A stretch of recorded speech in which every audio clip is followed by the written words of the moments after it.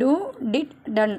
Two எங்கே use பண்ணோம் அப்படின்னா ப்ரெசண்ட், அதாவது நடந்துகிட்ருக்க ஒரு செயலுக்கும் நடக்க போகிற ஒரு செயலுக்கும் நம்ம இந்த டூ அப்படிங்கிற வேர்ட்ஸை வந்து யூஸ் பண்ணணும்.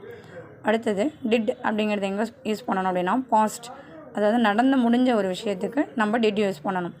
டன் அப்படிங்கிறது ஸ்பெசிஃபிக்காக ஒரு ஒர்க்கை நம்ம ஃபினிஷ் பண்ணிட்டோம் அப்படிங்கும் பொழுது நம்ம வந்து இந்த டன்னை யூஸ் பண்ணுவோம். இந்த டூ வந்து எந்தெந்த சென்டென்ஸ் பக்கத்தில் எந்தெந்த வேர்ட்ஸ் பக்கத்துலலாம் யூஸ் பண்ணோம் அப்படின்னா ஐ, வி, யூ, தே இது பக்கத்தில் மட்டும் தான் யூஸ் பண்ணணும், வேறு எது பக்கத்துலையும் யூஸ் பண்ணக்கூடாது. ஐ, வி, யூ, தே. அதாவது எக்ஸாம்பிள் பாருங்கள். ஐ டூ மை ஹோம்ஒர்க், நான் என்னுடைய ஹோம்ஒர்க்கை செஞ்சுட்டு இருக்கேன், அதாவது present. You do your homework, நீ உன்னுடைய ஹோம்ஒர்க்கை செஞ்சுட்டு இருக்க அப்படிங்கிறதுக்காக இருந்தது. வி டூ அவர் ஹோம்ஒர்க், அவர்கள் ஹோம்ஒர்க் செஞ்சிட்ருக்காங்க. தே டூ தேர் ஹோம்ஒர்க், அவர்கள் அவங்களுடைய ஹோம்ஒர்க்கை வந்து செஞ்சுட்டு இருக்காங்க. டிட் எங்கே அப்படின்னா பாஸ்ட், அதாவது நடந்து முடிஞ்சதுக்கு.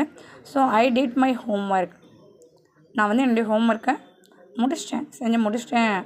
ஹோம்ஒர்க்கை செஞ்சு முடிச்சிட்டேன் அப்படின்னு கடந்த காலத்துக்கு பாஸ்ட்டுக்கு சொல்கிறதுனால டிட்.